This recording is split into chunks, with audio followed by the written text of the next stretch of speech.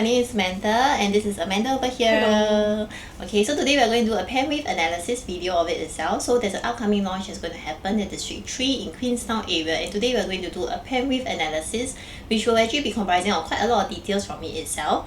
This is an analysis in Queenstown area, but at the moment now we don't have any other information and other details from the developer yet. So that one we look out for our second video. So before that, please continue to like and subscribe our video, and then we will move on from here now. Let's go. First thing first, disclaimer for it itself, please do, we try our very best to get as much information that we can, and we can gather whatever information that we can to provide and give you guys details, but please of course do check back with us again for all these details, and this is a disclaimer from us also.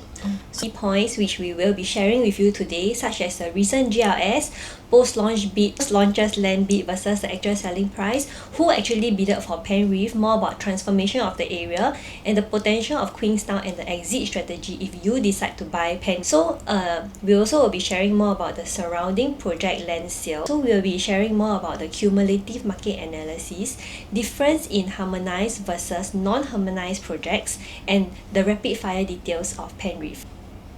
So now, move on to the next one. As we all know, this is actually all the recent GLS land, the land bidding cost of it itself. So what can we actually read from this land cost? So we extracted out based on the most recent, which is in August itself, that we can see actually is from Holland, our GLS land, all the way down to Media Circle, which was quite some time back, which is in one north area itself. So we can see that at Holland, right, our GLS plot of land that was being bidded for was at about 1,432 land cost itself. And then we have another hot location that everyone's also looking at, which is Chuan Grove, near to Lorong Chuan area, Janan Road, which is coming up. We have Lakeside, our Lentor cluster. We still have our Lentor cluster. There will be another plot of land that's going to come up. Bayshore is someone that is something is very upcoming, which we also will be doing an analysis video in time to come nearer to the launch period. That will likely be next year. And of course our one north area, which is Media Circle area also, which is also actually a very underrated area at the current moment. Okay, so if we look at the most recent new launch, Springleaf Residence, Guacoland actually bought this land on 16 April 2024 and $905 per square feet per plot ratio. But then if you look at the average price which they sold to consumers on the launch day, it was around $2,175 per square feet, and Springleaf actually sold 92% on the launch day. So you look at the land cost as compared to the average selling price, right? When developer bought the land at a cheaper land cost, it doesn't necessarily translate to a cheaper selling price also. Yeah, so we will be showing you more examples. So if you look at the next project, River Green, which was also one of the hottest project this year, right? It's actually the first new CCR condo in River Valley since 2021, and there was actually 2 bids. So if you look at the land cost which Wing Tai actually bought it, right, they actually bought the land at $1,325 per square feet per plot ratio. But if you look at the average price which they sell on the launch day, it actually translates to an average price of $3,130 per square feet. Yes, correct. So apart from like Springleaf, which is the most recent, even in for like River Green or RCR regions, even we look into like, for example, beginning of this year itself, OV itself, which is in Toa Payoh, which is a very hot area also. The developer bought the land at 1,360 PSF, but they sold the average of 2,007, and they also did a 80% sale units of it itself. If I move on to the next example, which even in November, like that was already almost coming to a year, 9 months ago, land cost for Emerald of Katong, they actually bought it at 1,169, but they did a transaction of averagely 2,600. This is an average PSF, which it doesn't even mean like the lowest or to the highest PSF, which is even more. So we took an average of 2,600 by CDL, and they actually did a 99% sale, which is actually quite sold out. I think there isn't a lot of units left already in today's market already. So what we want to translate and what we want to see from this is that actually there's a very high demand in the market today, and at the same time, though developer whatever price of land that they actually buy, it doesn't mean that they will sell it at a very low price and all. Yeah, it will really be based on what the market is doing now. So let's take a look at Penrith land cost then. So if you look at the data which we have for Penrith, which is the first new launch after 7 years, and then the previous new launch in the area was Sterling Residences. So for Penrith, right, developer actually bought this plot of land for $1,154 per square feet per plot ratio. So if you look at the land cost, right, it will be very very interesting to see what is the launch day pricing. Yeah, correct. So I think all of us are also going to look forward, and we are going to see what is the launch day pricing that is going to come up in this area itself. Okay, so now let's do a very quick outlook prediction of what is the expected PSF and how has market been performing for the last few years till now itself. If we do a track record of about 2017, 2018, which is about 8 to 9 years from now already, yeah, about 8 to 9 years from now itself, we have broken up into core region, which is our central of Singapore itself, rest of central region, which is nearer to town area, and of course our outskirts of Singapore, which is OCR. Back then in 2017, at that point of time, CCR was doing about 2,600 to 3,200 PSF, RCR at 1,005 to 1,007, outside of core region was 1,001, 1,003. But fast forward moving today in 2023 or 2024, we have already seen the record pricings, or rather we have seen pricings moving upward very steadily at about $100 PSF to probably 300-400 average PSF, moving along the way and along the years of it itself. At 2023 to 2024, at that point of time, our core region was doing about 3,000 to 4,005.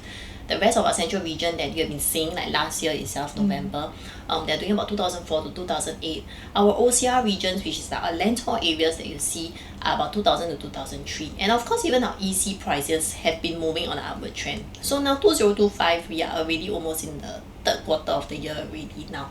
And we have also seen like how OV has been doing and all. So what do you think Penrith pricing will be in time to come? And this is something that we're all looking forward to also. Yeah, so the EC pricing, if you look at the 2025, right, it's actually similar to the RCR pricing back in 2017 and 2018. Yes. And then it's also the OCR pricing in 2019 to 2020. So this actually indicates how much the market have moved. Yes, correct. So we can only say that the market is moving on an upward trend, and it's definitely only going to get even more. So if you are also looking for a unit, then definitely I think it's good to speak to us, and we can see what we can work out for you guys also. If we actually look at this map, you can see that the land bid price by the developer is actually not becoming cheaper, and this is the expected new launch price that you can see in 2025 and 2026, in third quarter 2025 and 2026. So you can see that this is the expected price of all the upcoming new launches, especially in prime areas, where it will be around 2,600 per square feet, and the outskirts of Singapore definitely will be above 2,000 on average. So if we track back to the start of the year, right, you still remember Parktown, which is an integrated development at Tampines, and it was under it is in OCR, and the launch day pricing was sold at an average of $2,360 per square feet lah. So and on the launch day, around 87% of the units was sold. So the next project which we wanted to share is also Lentor Central, where it actually achieved 93% sales on launch day at an average price of $2,200. So looking at the land bid price from this slide, right, do you think developer will price the upcoming launches cheap? Let's go into more details in Queenstown, and we zoom in onto Queenstown area. So what's going to happen to Queenstown area? Queenstown has been something that's very interesting. Government has actually been wanting to create a lot of this kind of knots that they call it.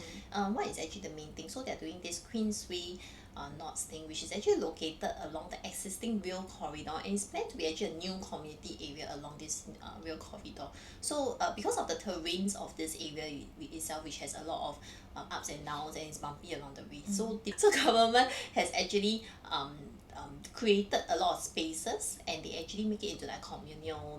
They put a lot of sitting areas, things inside there whereby you can actually do gatherings along the way, and to build like a little community of it itself lah. So the main three key points of it is that they really want this to be open space, and for everyone to gather together and be part of like the kampong community that it used to be last time. So for us, I think very importantly is we want to look into a potential that's going to happen in this area, and it's something that we love to do. And when we look at the master plan, our master plan has just recently changed in 2025 of it itself. The new master plan has actually come up. So in 2025, if you go and see, when we zoom out this whole master plan, you realize that there's a lot of potential in this area. Potentials like, for example, there is actually a very big plot of lands that is subjected to detailed planning. There is also plots of land which currently is existing, has been set on by our special forces, our schools, MPIS, but all these are going to be residential plots of land. And we mark at where Penrith is at the moment. There is a lot of upcoming BTO clusters, which actually these BTO clusters are our biggest support system that we're looking at, which we'll go down into more details on these big clusters that's actually very close. It's like just next to us on our left right only. It's very close to us, and these are actually the big potential that we're looking at. Not forgetting, between Queenstown area and Dover, our one north area, it is actually just very close to each other.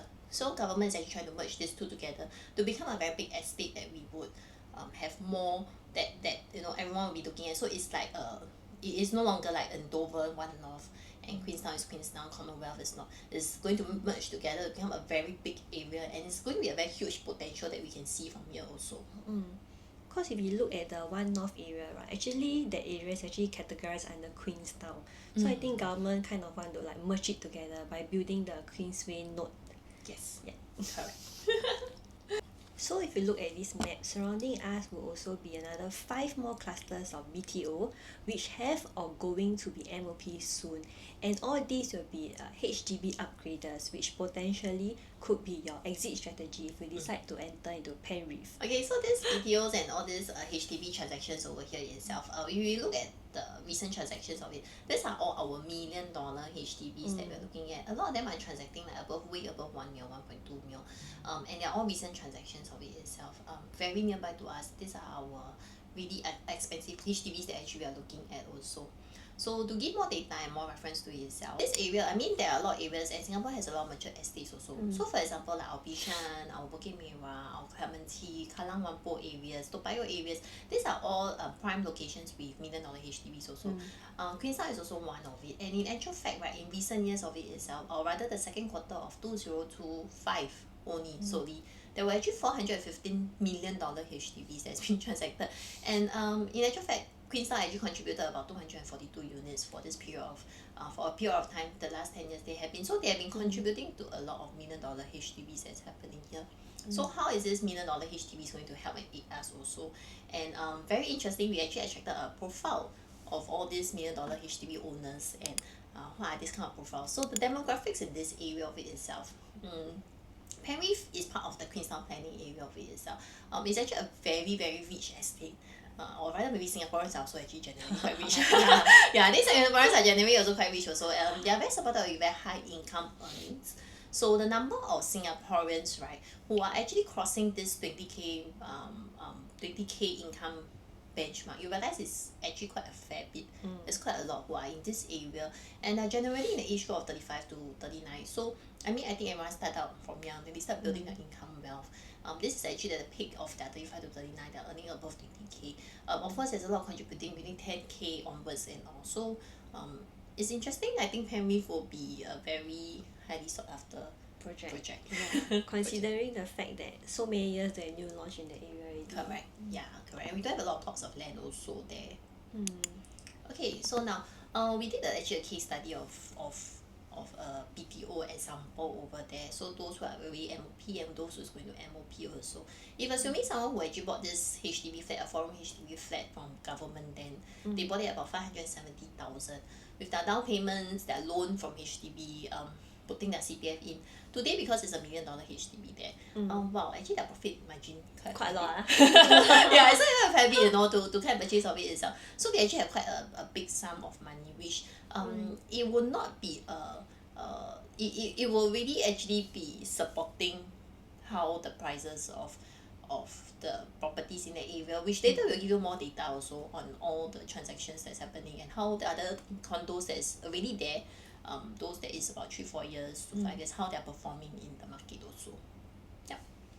So one thing to note is that is 85% loan, because assuming that directly in the vicinity there's around 7 private condos in the area, with the newest being Sterling Residences and the oldest being the Anchorage. So if we look at the age of property, which is from the TOP date, which we calculated from the TOP date, Sterling Residences is one of the newest project there. So later we will show more about how the development is doing in the resale market, and how much the first hand owners have made as compared to when they put out their unit in the resale market again. So for this slide, we also have plot how much developers have bid the land and how much they sell it on the launch day pricing. Yeah. So very interesting of itself, as what Amanda was actually sharing just now also itself. Sterling Residences is actually the newest. I remember it was selling in the year of 2018 at that point of time. Before the cooling measures actually came out on 5th of July, a lot of clients was looking at this area and there was a lot of comparisons in today's market. So clients who have bought Sterling Residences, very big congrats to you guys. I believe you have made a lot of profit from it already itself. If we took an average launch per day price, and I remember at that point of time, clients was buying at about 1,008 PSF only in the rest of central region. It was something that was not seen in the market then. Everyone felt it was very expensive. But in today's market, they are averagely selling about 2,003, which is almost a $500 over PSF. Likewise, for other developments that's also performing in the area, for example, Queen's Peak is also quite a new development. Average launch day price was about 1,006, and then today they are selling about 2,001 to 2002, which is also about $500 PSF increase that they're seeing also. Likewise, for the other condos also, Commonwealth Towers also, I remember they were selling about 1,007, very close, similar to Sterling Residences, 1,007, 1,008, and today's market they're going about 2,003. In actual fact, they're actually crossing about $600 PSF more. So even Margaretville itself, Margaretville 1,008 also, they were transacting at today's market about 2,001 on average. With some of them even higher price. So you can see that actually there's very strong, it's a very strong area and highly sought after and a very high demand area because it's very near to central. Yeah, it's very near to central, and all these developments are actually making very, very good profit. So we want to actually dissect and break down a little bit on all the different room types now. Okay, whether is it, sometimes they'll say, hey, this particular room type may not make a lot of money, but actually no, they actually all do make quite a fair bit of money. So we dissected it out into the different room types and based on all the developments that's over here. So for example, one bedrooms, in actual fact, in all of these developments itself, they're actually not even profiting up to almost 300,000, 296, 300,000, very high profits that we're seeing. One room. Yes, correct. One room. One bedroom One only. bedroom. Yeah, one bedroom only. So they are transacting at quite high a PSF, quite high a profit that we are also seeing itself.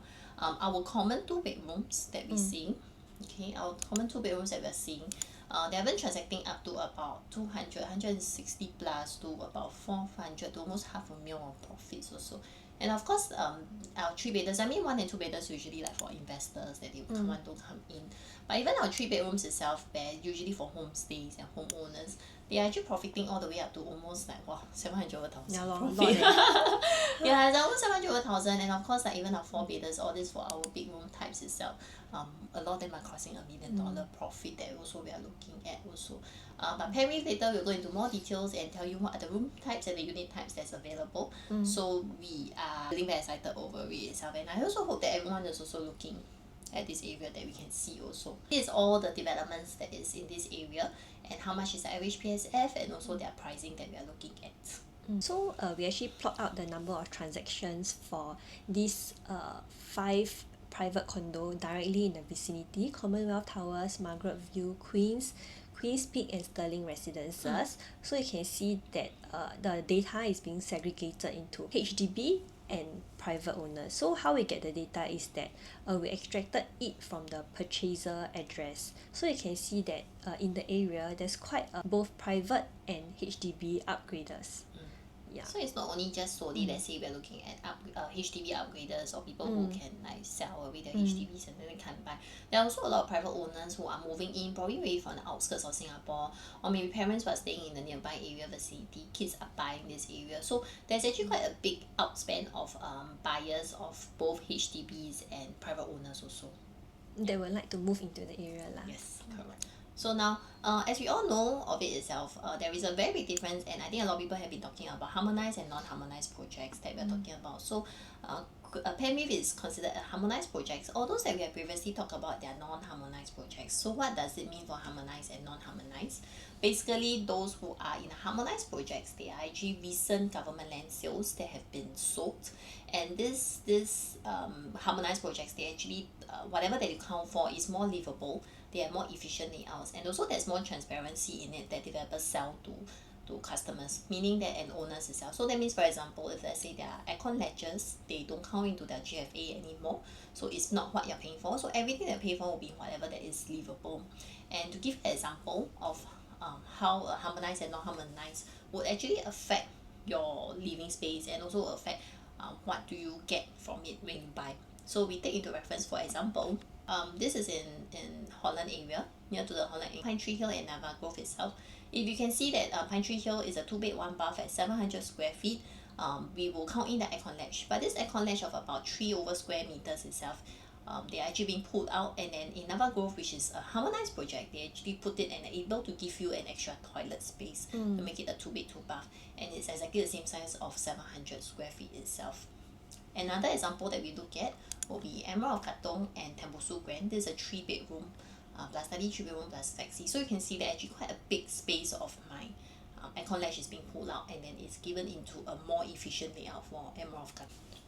So Penrith is actually by Hong Leong and Guaco Land, and it's a joint venture. So this is some of the developer track record by both Hong Leong and Guaco Land joint venture project. So we have the Avenir, which is a very atas project, and then there's Midtown Modern, which is in the CCR region, Lentor Hills Residences, Lentor Central Residences, and Lentor Mansion. Yeah.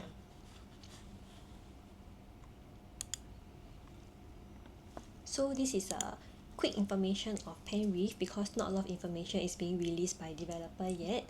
So the project is in District 3 RCR region, and the total number of units will be 462 units. So it will be a mid-sized project lah. Yes. Yeah. Good size.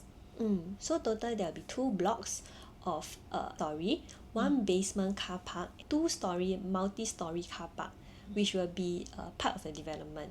So one thing to note for Penrith is that for the unit mix, there will be no 1-bedroom for this project, and there will only be 2-bedroom, 3-bedroom, and 4-bedroom.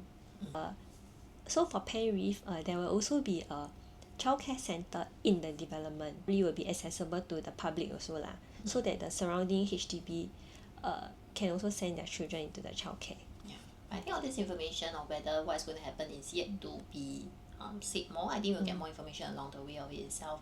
And I think also one thing good that though it may also be a multi-story car park, it also actually save a lot of cost for developer to not dig deep into the and then underground. You know, when you build underground, there's a lot of cost that's involved, and it's going to actually bump this cost into the selling price of the units itself. So it's quite interestingly, what we have next will actually be how the whole development will look like. So next to us, then we will have our Queenstown MRT, Queen's Peak, and this is actually the actual site of the development from 40th story that we took. So directly in the vicinity, these are the surrounding amenities which we have plot for you. So there's a lot of medical, small medical clinics in the area, and then of course the site is actually very near the Queenstown MRT, so it's definitely walkable distance, which is one of the main selling point lah. Yeah, it's about 4 minutes walking distance, and it is sheltered walkway through the park connector itself. So I think it's also quite ideal for parents with young kids. Primary school going kids or secondary, you don't have to worry about crossing the big major roads, which this is always a concern for parents especially. Yeah. So there's also 2 food amenities, which is very convenient for the residents in the area, and there's also sports facilities, and the 2 primary schools in the area will be Queenstown Primary School and Newtown Primary School. Correct. So I think it's a very interesting area that we have. These are small informations that we have of the development as of now. I think more information will be released along the way. So do look out for our next video, which we will be sharing more on our analysis of the floor plans and in the area of it itself. Like we always say, I think to me Penrith is a very good location, a very highly sought after development for Q2 of, or rather for 2025 for the launch of it itself. Apart from the rest that's also launching itself. So moving on, I'm Samantha. This is Amanda. Please like and subscribe to our YouTube channels of it itself. This will be our contact details. You can reach out to us. If you like a copy of the information that we have provided, please reach out to us and we'll send you a PDF copy of this information that we have from it itself also. Yeah. We will also send you the floor plans when it's out. Yes, correct. So floor plans will also be out if you like to have information and also like to hear more on our analysis of whether this development is worth to buy in 2025 or is a meh. Let's move on to the next project of it itself. Reach out to us. We'll be more than happy to share with you our analysis, and we are looking forward to meeting everyone and look out for our next video. Remember to like and subscribe to our YouTube channel. Okay.